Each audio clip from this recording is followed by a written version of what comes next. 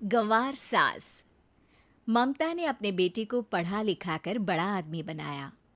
अब वो शहर में अपने परिवार के साथ रहता है। एक दिन ममता का बेटा रोहन अपनी पत्नी आलिया से कहता है, अरे आलिया, सुनो, माँ अब से गांव में नहीं रहेगी। वो हमारे साथ यहीं रहेंगी शहर में। उनका कमरा आज नौकर से बोलकर अच्छे से साफ करवा देना। ओह, आज तो मेरी किटी पार्टी है, फिर मुझे जिम और फिर शॉपिंग। ठीक है, कल करवा दूंगी। अ, अच्छा, लेकिन माँ के सामने ये कपड़े नहीं चलेंगे। हाँ, तुम्हें साड़ी या सूट पहनना होगा। अरे बिल्कुल भी नहीं। मेरे मम्मी पापा ने इतना पैसा लगाकर शादी इसलिए नहीं की थी कि मैं अपनी मर्जी के कपड़े पहन ओढ़ भी ना सकूं।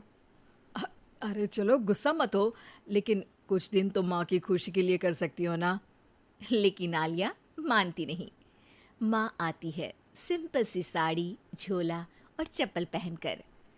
अरे रोहन, मैं इनके साथ कैसे रहूंगी? मेरी फ्रेंड्स क्या कहेंगी?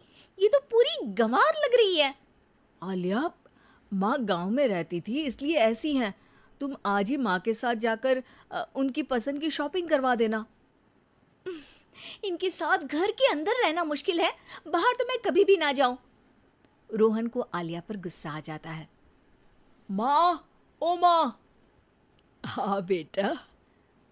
वो माँ को ले जाने के लिए उनका हाथ पकड़ता है कि अरे माँ, तेरे हाथ अभी तक इतने कड़े हैं, तूने इसका कोई इलाज नहीं किया?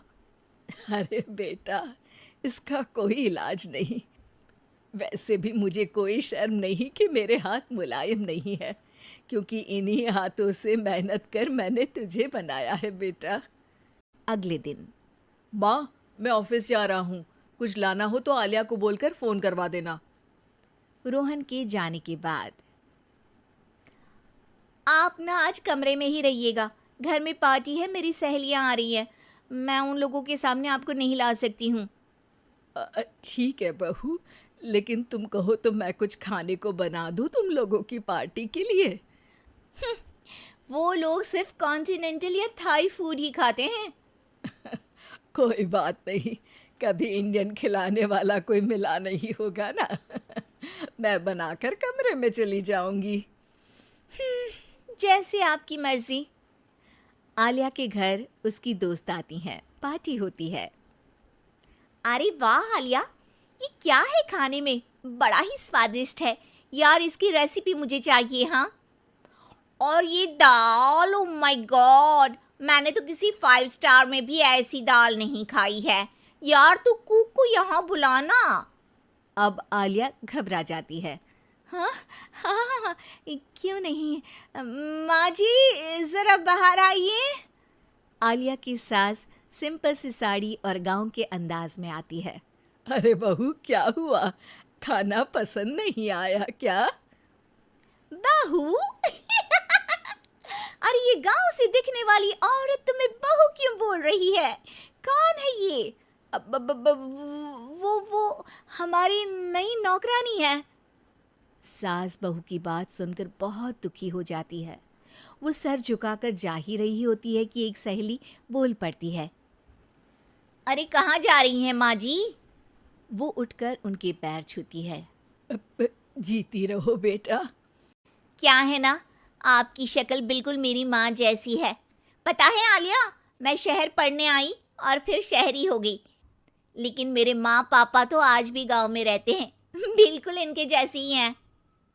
आप यहाँ बैठिए ना आंटी, आप सच में बड़ी खूबसूरत है और आपके हाथ का खाना तो लाजवाब है। काश ये मेरी सास होती। सभी सहेलियां सास को घेर कर बैठ जाती हैं और उनसे खाने की रेसिपी पूछ रही होती है कि तभी घर की बेल बजती है और रोहन आता है। अरे क्या बात है, आज आप लोग हमारे घर में?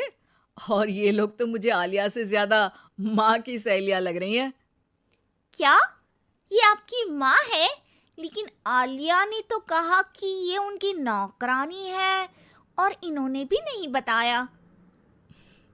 वो नहीं बताएंगी, क्योंकि उनके लिए बच्चों की इज्जत और उनकी खुशी सबसे पहले है। मुझे माफ कर दो, मुझे इन्हें तुम लोगों से मिलवाने में शर्म आ रही थी कि तुम लोग क्या कहती? अरे अब तो हमें शर्म आ रही है कि तुम हम लोगों की सहेली हो। हाँ, जो माँ जैसी सास को नौकरानी बोले वो हमारी सहेली नहीं हो सकती। ये बोलकर सभी वहां से जाने लगती है कि सास बोलती है, आलिया की तरफ से मैं तुम लोगों से माफ़ी मांगती हूँ। उसने जो कहा उसके लिए मैं उसे माफ़ करती हूँ। अब तुम लोग भी उसे माफ़ कर दो, क्योंकि अगर तुम लोगों ने उससे दोस्ती तोड़ी तो फिर मेरे हाथ का खाना कैसे खाओगी? नहीं नहीं आंटी, जरूर आएंगे, लेकिन अब आलिया की नहीं बल्कि आपकी सहेली बनकर।